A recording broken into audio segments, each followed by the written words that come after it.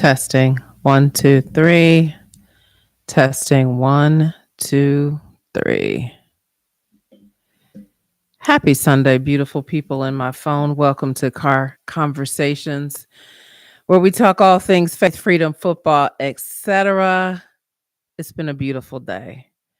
I pray you have had a beautiful Sunday. I pray that you have received the restoration that you've needed over this day, over this weekend. I pray that you've received whatever revelation that you've needed to receive. I pray that you are recharged and ready to start this week and tackle everything that you need to tackle this week. It's going to be a beautiful one. I had a beautiful day. And before I get into football, because I've got football, I've got the red zone on right in front of me. I got my feet propped up. I'm not in the car. As you can see, it's been an interesting day trying to record in the car. And I said, you know what? I feel really good. When I get home, I'm just going to change clothes and, yeah, get on the mic. And let's just start talking here as I do a recap. OMG. And this is my daughter giving me a call. Hold on just a second.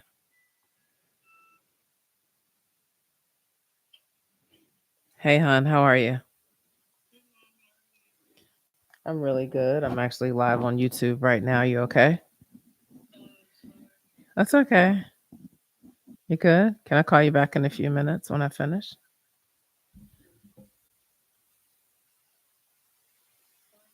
Love you. Bye. Travelpreneur Sports Podcast. What's up with you? Great to see you in here. I'm live. I'm rarely live, but it's good to see you. I had a story to share, but I'll start off talking football first. First of all, my main question at the top of the hour is: will Brian Kelly last? Will Brian Kelly last at LSU? I don't think that he will. I believe that there has to be some rumblings and such happening in Baton Rouge. For him to have lost, for them to have lost the way they lost last week against us, and then to go into the swamp. Now, granted, the swamp is a highly competitive place to play. Billy Napier just signed a new contract. So I do believe that Napier has kind of rallied his team, and they knew that they've had something to prove, right?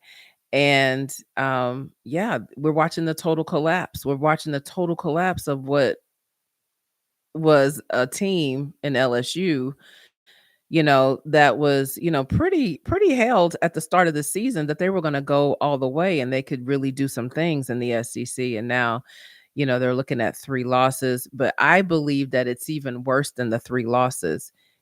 Does Brian Kelly still have the locker room?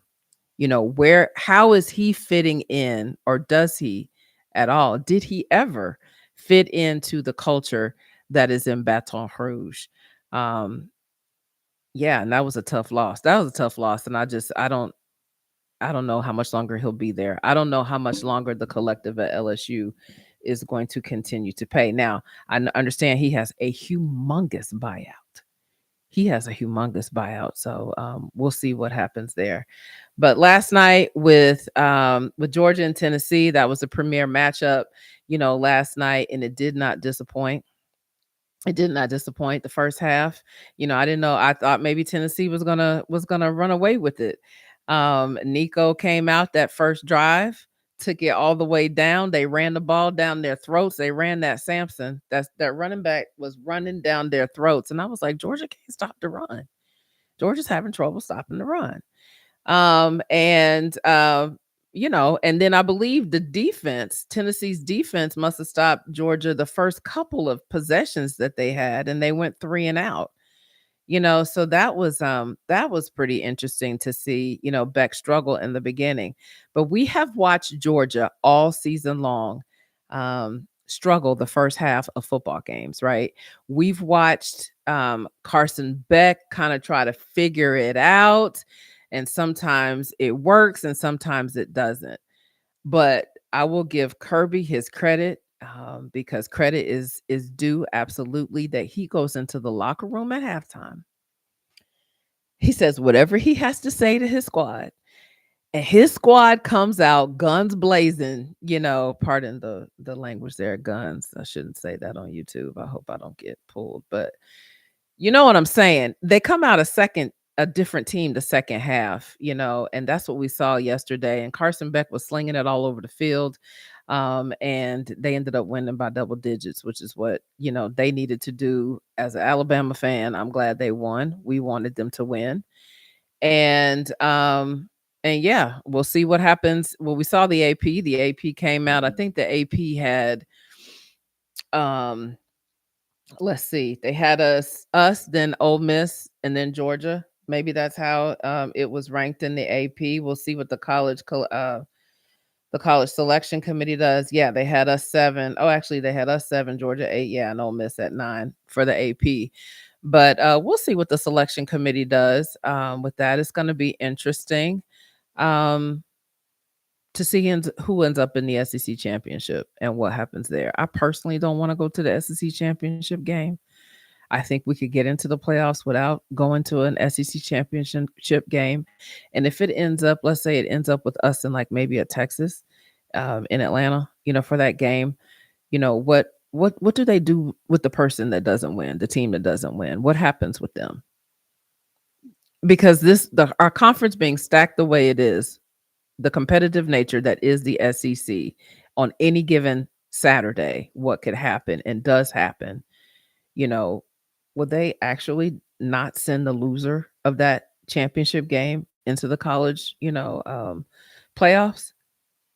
Yeah, I don't even want to go because I don't want to go, and I think we don't have to go. So we'll see what happens, but they may want us to go for ratings and all those good things. But um, so anyway, we played an excellent game yesterday against Mercer. I was very glad to see not one, not two, not three, but 4 of our QBs get in the game, and 4 of our QBs make touchdowns. 4 of our QBs spin the ball the way they just spin that ball all around the field yesterday. And I do believe we have a quarterback situation at Alabama because Keelan Russell is not even here yet. So what's going to happen? What are we going to do? Our QB room is stacked. So someone's probably going to leave. Someone is probably going to leave at the end of the season.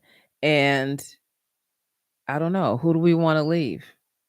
Who do we want to who could we risk losing because of everything that we have there and everything that we could potentially gain with the Keon Russell, coming into Bama. But I liked what I saw. I really, really like Richard Young. I think he's one of the nicest running backs we have in the room. Somebody asked a question on Twitter earlier today, and I responded, that I absolutely 1000% believe that Richard Young should be running reps with the ones. He should. Absolutely. I'm with you, Travelpreneur. Young needs more carries. 1000%. The way he can get through those holes and has vision to see those holes and get through is on a whole nother level.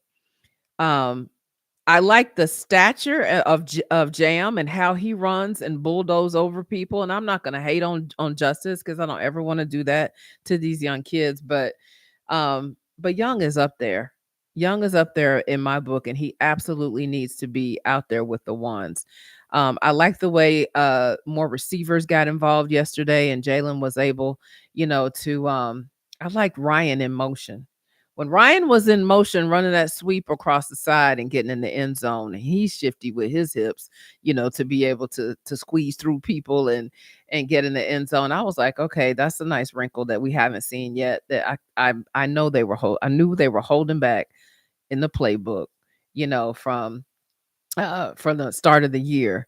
That now that it's November and we get into postseason play, we're gonna start seeing some things that we have not seen. So that was a great game. Of course, it was Mercer, but I thought that was a great opportunity for our team, to get great reps in for those second, third, fourth strings, and to be ready for what's to come. My favorite game of yesterday, though, my favorite game, because they're one of my favorite teams to watch right now, was Mizzou and Carolina. That game there, I'm such a fan of Shane Beamer and what he is doing in Columbia for the University of South Carolina. I have some dear friends, that are Carolina alums. I used to live in South Carolina, so I do have a strong affinity, for that area. And if that he is an example, Shane Beamer is an example of what a coach that fits the culture looks like. The way he's connecting with his players, you can see that he 1000% has that locker room. He's leading with influential leadership, and those kids will run through a brick wall for him. You can see that. The way Sellers, Mizzou comes down and scores with what, 90 seconds left on the clock, and they're up by 3. But the way Sellers took command of that offense, like as he had been playing all game, took command in the last 90 seconds of the game, gets the ball down the field, could win it with a field goal, but isn't satisfied with winning with a field goal. Why would you be satisfied with winning and tying the game rather and going into overtime when you can win the game and put up 7? And that's what he did. And it was so that little shuffle pass that he did to Rocket, once they got, what were they, like 10, 15 yards outside of the goal line, he gives that little shuffle pass and Rocket Sanders bulldozed over at least 2 or 3 defenders and then carried about 2 more defenders into the end zone with them. And I was like, that's how you win a football game in regulation. That's how you win a game in regulation. He leaves 15 seconds on the clock. That's it. That's it. That's all. Game over. And Carolina, yeah. They're what, 3-loss team? How many losses has Carolina had? I want to say there may be a 3-loss team. They're up and coming. They're trending up, and I love that for Shane Beamer. And I love that for the Carolina Gamecocks. That was my favorite game yesterday. But I did look at Oregon. I did look at Oregon and Wisconsin. I was not impressed with Oregon's performance against Wisconsin. I mean, they're still the number 1 team and probably will be until somebody, knocks them off. But I wasn't really impressed with that. Dylan Gabriel did not have his best game. But they won. Nonetheless, they won. Colorado and Utah. I'll say this about Coach Prime. Again, I give him all his props. Hats off to Coach Prime and what he has done, with that program, over the last 2 years, has completely turned it around. They're going to the Big 12 championship. They could potentially get into the playoffs, right? They could potentially get into the playoffs after a losing season. He inherited a losing team, so to speak, right? Built that roster. Yep, the Big Ten does. I see you, Travelpreneur. The Big Ten does have 4 teams in the top 5, which many would say it's a fluke, right? They don't deserve. Who have they played? Ohio State will play Indiana coming up, but who have either one of those teams played, right? Penn State. As much as I like James Franklin, they're not it either. Whatever. I believe the SEC will win. The SEC will win it all this year. The champion will come out of the SEC. I believe that 1000%. But we'll see what happens when Ohio State plays Indiana. But I definitely personally don't want to see Ohio State go far because I'm not a fan of Ohio State. Never have been. So yeah, that's that. But shout out to Coach Prime, what he's done. Travis Hunter's my number 1 for the Heisman. I don't know why he would not win the Heisman at this point.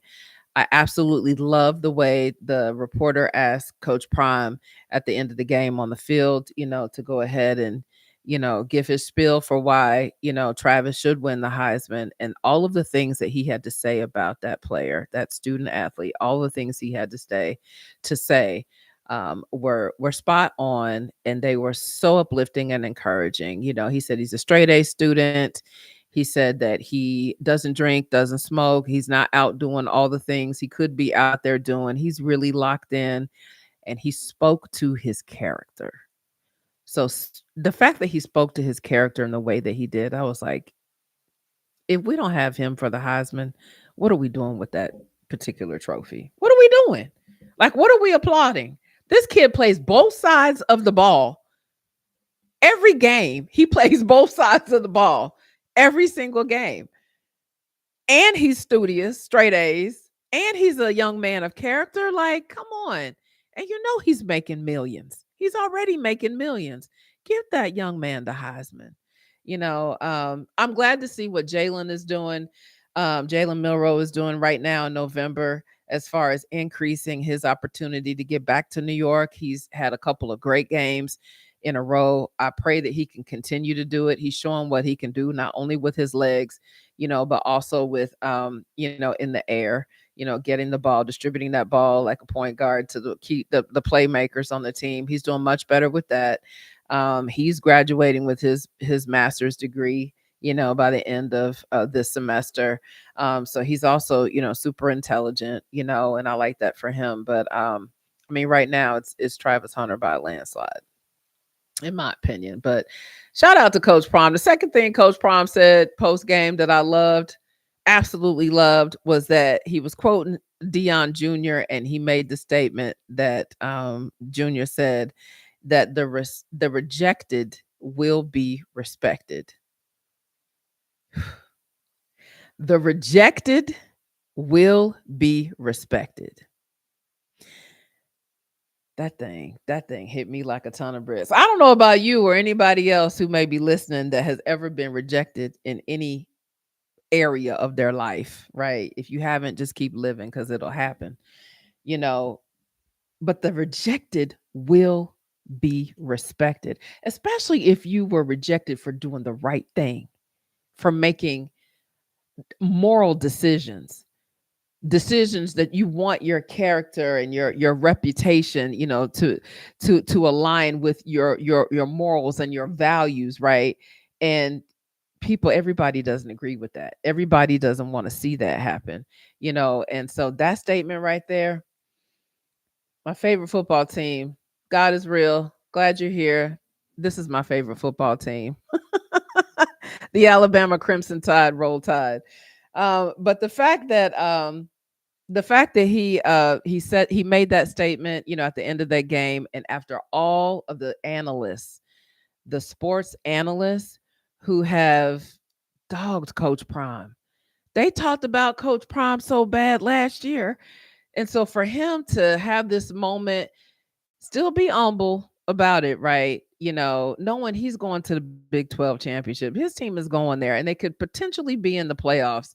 I love that for him because he's gone about it the right way. Not always perfect, right? Nobody's always perfect, but he's definitely gone about it the right way. Thatcher Young.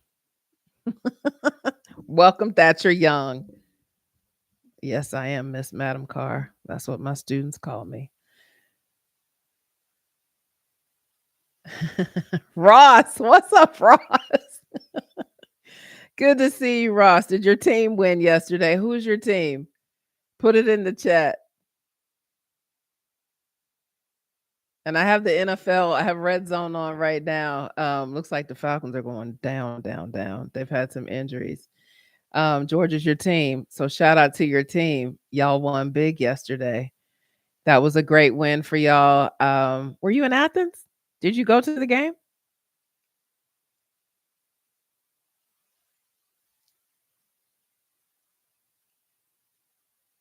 Oh, tell Josh I said what's up. Yeah. God is real. Tell me who you are. Put it in the chat. I love that y'all are pulling up. It's Sunday. I tried to record in the car, couldn't record in the car. So I was like, I'm feeling all right. Let me come in, change clothes, and get on the mic. You went to the game? God is real. Who are you? And you went to the game in Athens? I know that was a great time. It looked like it was very electric out there in Sanford Stadium. I've been in that stadium once.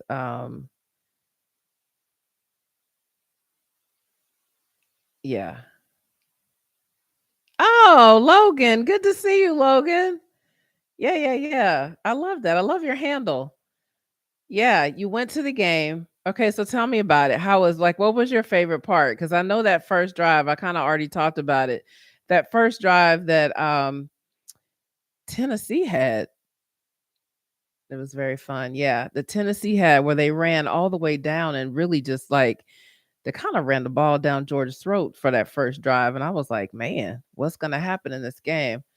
Tailgated yesterday, but I'm going to the UMass game and actually going to the stadium. Okay. All right, that's awesome.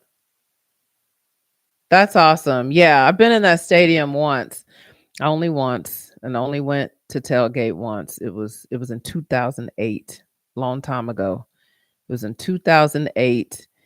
Alabama came to Georgia. It was Coach Saban's second year at the University of Alabama. We tailgated. I had never been in Athens at that particular point.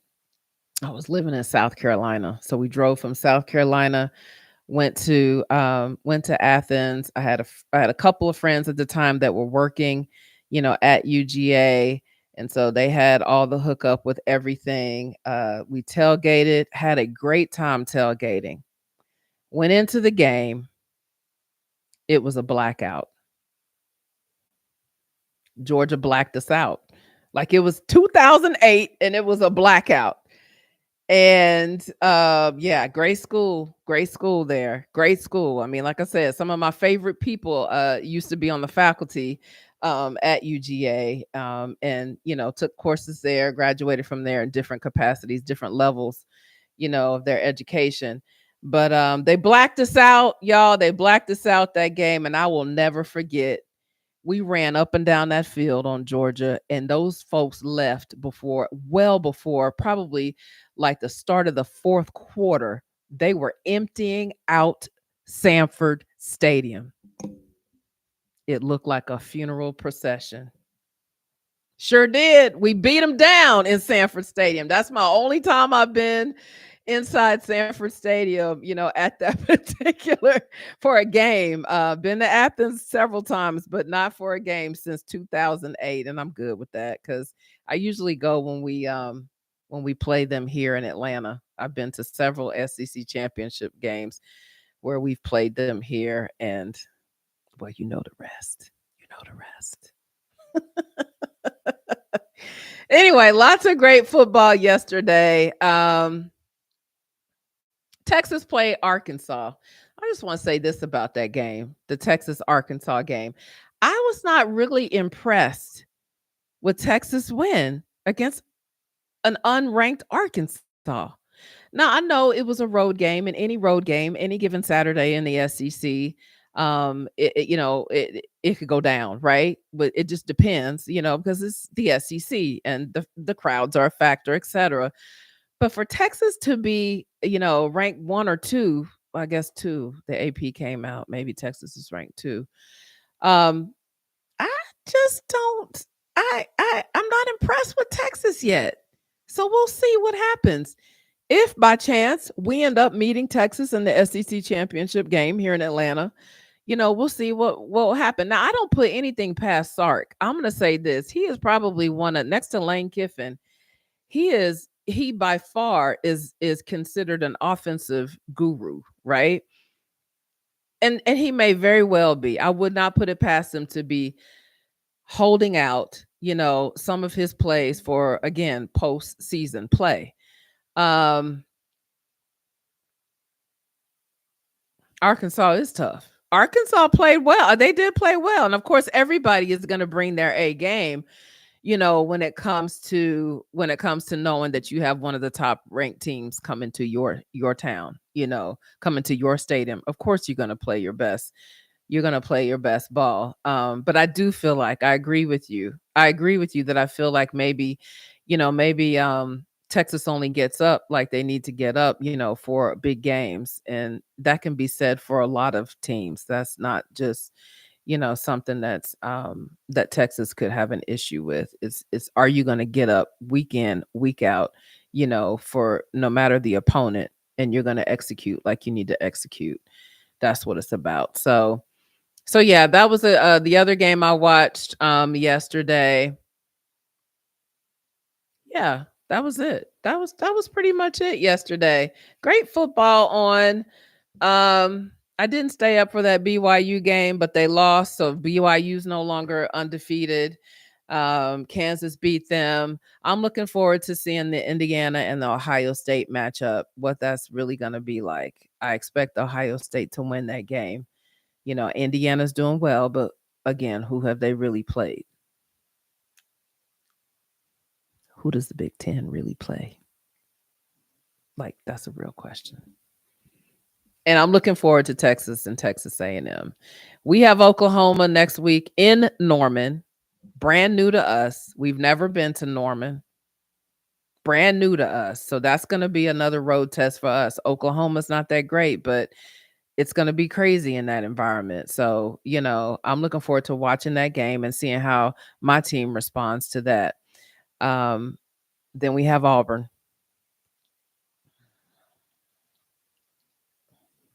And what I know about the Auburn Tigers is they would love nothing more than to ruin our season. So the Iron Bowl, I never ever discredit what kind of record Auburn may have before we played them, what our record may be before we play them. I never ever discredit it because anything and everything happens in the Iron Bowl. You've seen it. I'm sure y'all know about the kick six. Y'all know about fourth and a millie last season. Strange things happen in the Iron Bowl, so that should be a good one. But I also expect Georgia and Georgia Tech to be a very interesting game. I don't know where y'all play that game this year. I don't know where it is, but Georgia and Georgia Tech. I like Haynes King, y'all. They took down Miami. Now, Miami is not Georgia, but I'm liking the way Haynes King is slinging that ball, around the field. So we'll see what happens with that. Georgia better not overlook, Georgia Tech. And then that's about it. That's all we got. So, yeah, great football. Great football this weekend. Thank y'all for tuning in. I appreciate it. I'm praying everybody has a great week. I had a great time with my family today, down in South Fulton County, visiting my mother, my grandparents. They're 99 and they're 97, and they're still remarkably lucid and pretty healthy for those ages. And it was a blessing to be able to see them and to be around them and to listen to my grandmother in particular as I was headed out. I shared this story. This is the etc. part that we talk about on Carr Conversations. And I was heading out, and my 96-year-old grandmother, she says, Joy, that's what my family calls me, Joy. Joy, do you remember that time that you came down here when I used to stay? Here's the context. I used to stay at my grandparents' home when I was in middle school.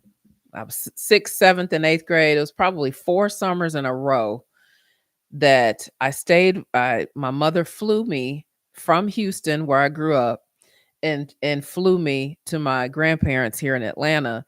And I would stay the summers because my mom, single mother, working, and just didn't want me doing nothing, by myself at summer. So she would in the summer. So she sent me to my grandparents. And so middle school age. That's why I love middle schoolers. And I teach middle school. I love middle schoolers. On middle school age, right? And my grandmother is she used to sell what was popular in the 80s. She used to sell this makeup product called Mary Kay. It still may be out, I don't know, but she used to sell it. And so I'm in middle school. This is in the 80s. I'm in middle school. She's no longer selling it, but she has this she has a lot of product kind of housed in the basement where I used to hang out, in the basement of their house, right? She has a lot of product. Did a lot of things in the basement of their house. Like my grandfather, of the many things that he had done professionally, one of the things was he taught typing. And so he had this old school typewriter in the basement, with the typewriter book that they used way back when. I mean, the pages were yellow. This is in the 80s and the pages are yellow, So um he taught me how to type. I learned how to type on his old school typewriter, when I was in middle school, one of the summers that I was there. I learned a lot of different things. They taught me a lot of different things. So I get into my grandmother's, makeup stash, right? And I'm not sneaking. Low key, I'm not sneaking because, she knew that I was into makeup as much as I love football and would hang out with my brother and my male cousins, and I was kind of tomboyish. I was still a very much of a girly girl and loved all the things, all the cute glitzy glamour, makeup stuff. And so she gave me quite a bit of her makeup, right? From Mary Kay Makeup. And so I took it upon myself, right? And she had showed me, we had tutorials, there was no TikTok then, no, none of that. So she's just giving me a live tutorial, on how to apply the makeup, et cetera, et cetera. So I take it upon myself one Sunday morning when we're headed to church that I'm going to do my makeup. And I'm telling you, I'm like 13, 12, 13, no more than 14 years old. And I do my makeup. And my grandmother said to me today, when I was leaving the house today, she said, "Joy, do you remember that time that you came downstairs with all that makeup on? And I sent you right back upstairs and told you to wash it all off so we could get to church on time." Y'all, I died laughing today because I remember it like it was yesterday. And of all the stories and all of the things that my grandmother wanted to mention today, she mentioned that particular story, y'all. And when I tell you that it did something to my heart because it took me back to those days, and I'm so grateful. I'm grateful for my family. I'm grateful for memories. I'm grateful that I can recall those fond childhood memories, and I'm grateful that I still have the opportunity to make new memories with my family. So that's my prayer for you on this Sunday as we head into this week, y'all, and all the things that we have to face and all the things that we have to do. I pray that you keep in the forefront of your mind and mostly in your heart memories that make you laugh with the people that you love and the opportunities that you have to create new memories, not just with your family, but with new people that you find yourself with right now in this season of life. I love y'all. Stay winning as long as your team is not playing mine. No, y'all stay winning in life and y'all stay free.